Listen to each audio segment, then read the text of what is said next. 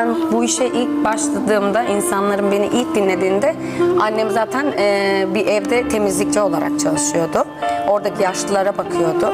Babam inşaatta koşturuyordu falan. İflas ettik bilmem ne ama herkes çalışıyor evde. Kardeşim başka bir yerde çalışıyor falan. Benim amacım hep şeydi. Bir konser yapayım, bir iki konser. Hemen annemi arayayım, işten çıktım. Bunun peşindeydim. Böyle ilk konserime gittim. Çok cüzi bir para almıştık ama annemi işten çıkarmak için yeterliydi. Annemi aradım. Çabuk dedim işi bırak, artık sana ben bakacağım. Mevlam birçok dert vermiş beraber